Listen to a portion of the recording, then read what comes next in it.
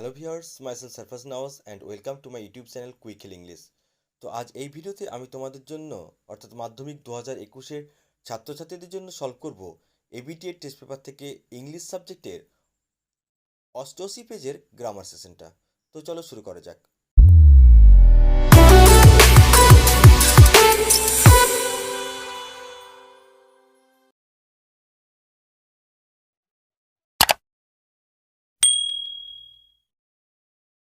আমি তোমাদের করে দেখাবো গ্রামার অ্যান্ড ভোকাবুলারি থেকে 5-এর বি দাগের যে গ্রামারগুলো আছে সেগুলো। এগুলো আমি তোমাদের খাতায় প্র্যাকটিক্যালি করে দেখাবো, তাহলে তোমাদের বুঝতে ভালো সুবিধা হবে। তো চলো শুরু করা যাক। প্রথমেই দেখো 5-এর বি যে একেরটা আছে সেটা আছে there was an unusual silence transform into negative, অর্থাৎ এইটাকে তোমাকে নেগেটিভটা ট্রান্সফর্ম করতে হবে। ট্রান্সফর্ম করার সময় খেয়াল রাখতে হবে সেন্টেন্স যখন পরিবর্তন করবে তখন যেন অর্থ পরিবর্তন না হয়ে যায়। অর্থ কিন্তু যতই ট্রান্সফর্ম করি অর্থ কিন্তু একই থাকতে হবে। সেক্ষেত্রে এখানে দেওয়া আছে there was an unusual silence, এটা তোমাদের টেক্সচুয়াল গ্রামার। এখানে খেয়াল করতে হবে, দেখো একটা বিভার্ব আছে এবং বিভার্বযুক্ত যে সেন্টেন্সগুলোকে সেগুলোকে ট্রান্সফর্ম করার সময় নেগেটিভ করার সময় তোমাকে সেটাকে নাবাচক করতে হবে, হ্যাঁ, নেগেটিভ করতে হবে এই জায়গাটাতেই। এবং এই সেন্টেন্সে যে মেন ওয়ার্ড সেটা তোমাকে অপোজিট করতে হবে। এখানে মেন ওয়ার্ড হচ্ছে তোমাদের আনইউজুয়াল, এইটা তোমাকে অপোজিট করতে হবে, তাহলে কিন্তু তোমাদের ট্রান্সফর্ম নেগেটিভ হবে এবং সেক্ষেত্রে কিন্তু অর্থটা পরিবর্তিত হবে না, একই থাকবে অর্থ। তাহলে দেখা যাক আমরা এটা কিভাবে করতে পারি। তাহলে এইভাবে করতে, এটা দেয়ার ওয়াজ নো, এটাকে নাবাচক করতে হবে, দেয়ার ওয়াজ নো এনি। এই যে আনইউজুয়াল আছে, এই আনইউজুয়াল তোমাকে ওয়ার্ডটাকে অপোজিট করতে হবে, অর্থাৎ ইউজুয়াল, ইউজুয়াল সাইলেন্স। এই ছিল তোমার উত্তর। দুইটা দেখো, English is spoken all over the world, মানে সারা বিশ্বে কিন্তু ইংলিশ বলা হয়ে থাকে। এটা করতে হবে তোমাদের ভয়েস চেঞ্জ। তো ভয়েস চেঞ্জ করার সময় তোমাকে খেয়াল রাখতে হবে, প্রথমেই যেটা শুধু করে দিলেই হবে না, প্রথমেই দেখতে হবে সেটা অ্যাক্টিভে না প্যাসিভে আছে। আর প্যাসিভ কী করে ধরবো?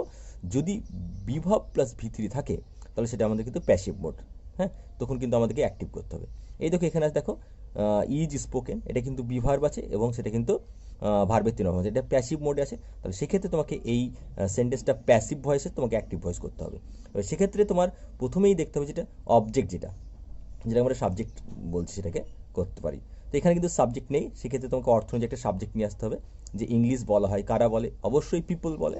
তো সেখান থেকে পিপল তোমাকে সাবজেক্ট নিয়ে আসতে হবে, তাহলে প্রথমেই হবে পিপল। এবার কিন্তু আমাদের ভার্বের কাজ আসবে এবং সেটা কিন্তু টেন্স অনুযায়ী। দেখো এইখানে দেখো ইজ স্পোকেন, এটা কিন্তু প্রেজেন্টে করা আছে। তাহলে প্রেজেন্টে আমরা জানি ভার্বে প্যাসিভে ভি3 করতে হয়, পার্টিসিপল করতে হয়। সেক্ষেত্রে এটা প্রেজেন্টের স্পোকেন, প্রেজেন্ট হচ্ছে স্পিক, তাহলে হবে পিপল স্পিক। কি বলে? অবজেক্ট, সাবজেক্ট, ভার্ব, এবার কিন্তু অবজেক্ট, তাই না? প্যাসিভে যেটা আছে সেটা ইংলিশ, তাহলে people speak English all over the world, all over the world. এটা কমপ্লিট। তিনেরটা দেখো, the girl said let him it what ever he likes. Narration করতে হবে। এখানে বলা আছে মেয়েটি বলল তাকে খেতে দাও, সে যা পছন্দ করে।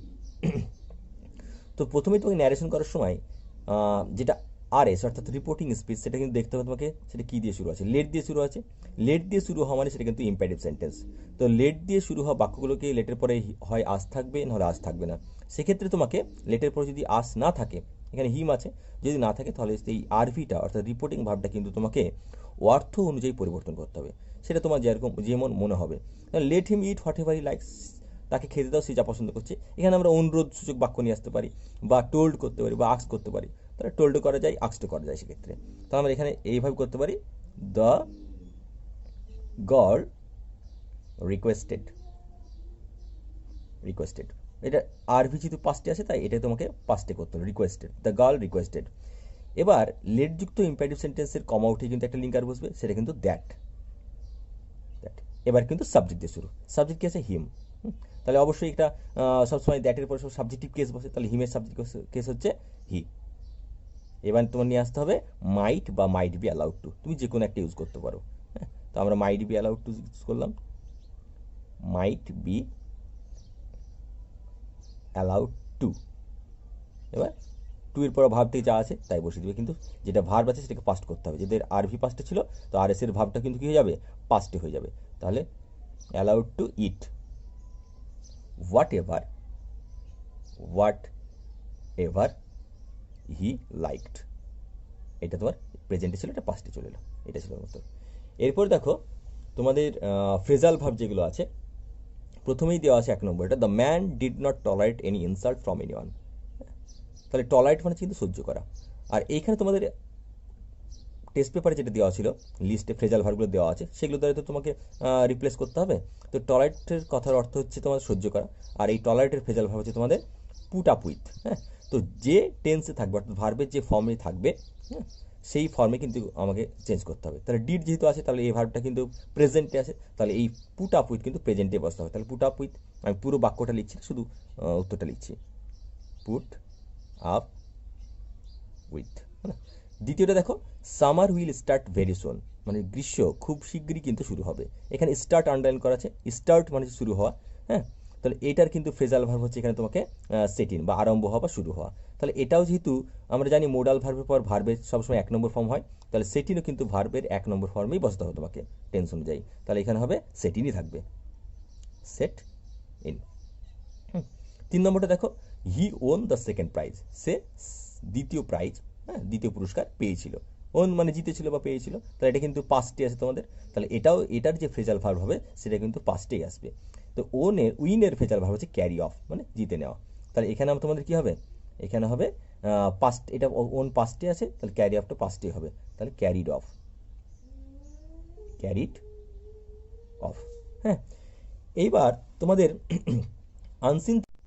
এরপরে 6 থেকে দেখো, প্রথমে দেওয়া আছে a situation in which people are uncertain about what to do or unable to understand, অর্থাৎ এমন একটা অবস্থা যখন মানুষ বুঝতে পারে না কী করবে আর কী করা উচিত, সেটা তোমাদের আনসিন থেকে পাবে কনফিউশন। হ্যাঁ, দ্বিতীয়টা দেখো, দ্বিতীয়টা দেওয়া আছে এক্সামিন্ড, হ্যাঁ, সে পিপল হতে পারে অর থিংস, জিনিস হতে পারে, in order to decide if they were suitable for a particular purpose, এটা হবে স্ক্রিমড।